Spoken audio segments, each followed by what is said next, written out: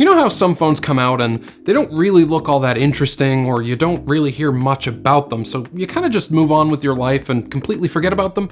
Yeah, don't do that with this phone. This is the ZTE Axon 30 Ultra, a phone I've been testing out for the past 3 weeks, and I have been thoroughly enjoying it. This is kind of a sleeper phone. It looks pretty unassuming and even a little bit plain if I'm honest, but it's got a lot under the hood. Let me just read out the spec sheet real quick. Snapdragon 888, between 8 and 16 gigs of RAM, 144 Hz OLED display with a 300 Hz touch sampling rate, 4 rear cameras including a 5x periscoping lens, and a 4600 mAh battery with 65 watt fast charging. So yeah, pretty impressive list of specs. It's pretty obvious that they took a lot of design inspiration from last year's Samsung Note 20 Ultra, but while I do like the clean look of that camera bump with the glossy rainbow finish, I think they could have done a little better. It's solidly built and the glass back feels very nice in the hand, but this gray color is a little too drab for my liking. I wish they did something a little bit more bold with the look of this phone. But the back of this phone is whatever, right? Most of you guys are probably gonna put a case on this thing anyway. The most important part of this phone is what's on the front, and in that regard, the ZTE Axon 30 Ultra does not disappoint. The display on this device looks fantastic. It's nice and colorful, and it's got a little bit of curvature to the side edges that I know a lot of you enjoy. There is a tiny hole punch for the front-facing camera, but that's the biggest distraction on the front side of this phone. The bezels on the top and bottom are tiny and unobtrusive. It's also got an under-display fingerprint reader. It's not the fastest I've seen, but it's no slouch either. There have been very few times where the phone didn't register my thumb properly, so it seems pretty accurate. I'm gonna be honest here, I'll be a little sad when I have to send this device back to ZTE. This is the first phone that I've used with a 144 Hz refresh rate display, and I can absolutely tell the difference between the 120 Hz on my S21 Ultra and the 144 Hz on this display. Now, not everyone will. I'm very attuned to it because I have high refresh rate monitors at home for gaming, but either way, this display is super fluid, especially with that 300 Hz touch sampling rate,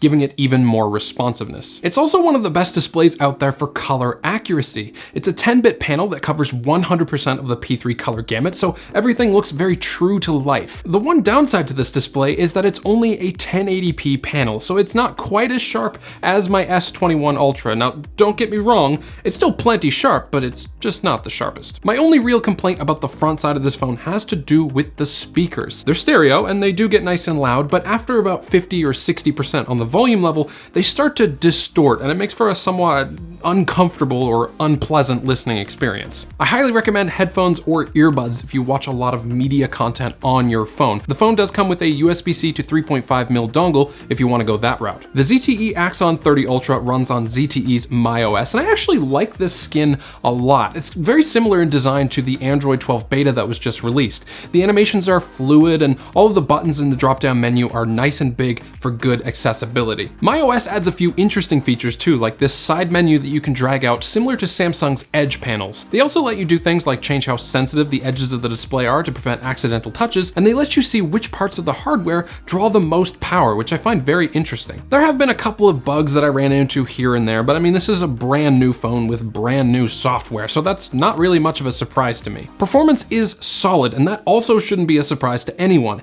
In fact, the performance is so good that this phone might be one of the best options out there for someone who wants a gaming phone, but doesn't want to have to deal with the weird gamery aesthetic of most gaming phones. Again, it's kind of a sleeper. It looks like a regular smartphone, but it's a 144 Hz gaming monster, especially when paired up with a Razer Kishi or some other smartphone controller. To keep up with the high-end specs, ZTE threw a pretty big 4600 mAh battery into the phone, and yes, if you're playing games for hours at a time, you can definitely kill the battery in a single day, but I mean, you could do that on any phone.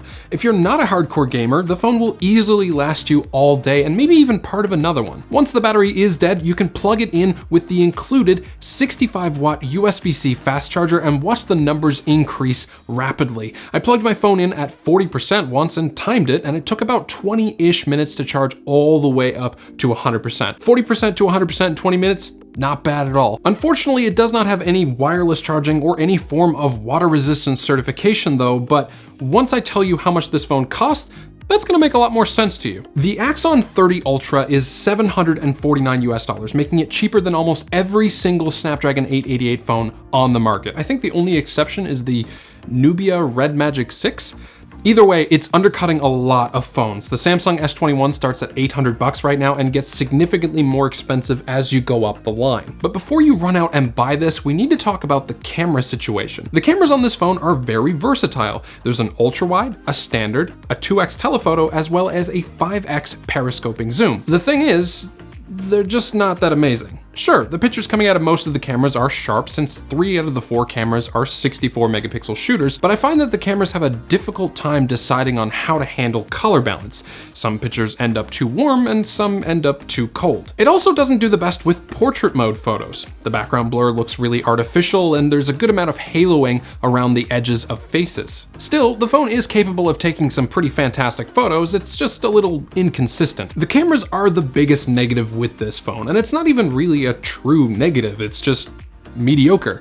If you don't care all that much about camera performance, this phone could be a real winner for you. I like this phone. ZTE's been a little off the radar for a while, at least here in North America, and I'm glad to see them come out swinging with the Axon 30 Ultra. There's a couple of small areas that definitely could be improved, but overall, I think they made the right cuts in the right places to keep this phone as affordable as possible without sacrificing too much of what's important. I mean, look, it's got a fantastic display, top-tier specs and performance, great battery life, and super fast charging, and it's more affordable than most Snapdragon 888 phones out there. It's still definitely not what I'd call cheap, but it's a reasonably priced device. I'll leave links to where you can find this phone in the description down below. Thanks for watching, and as always, have a great day.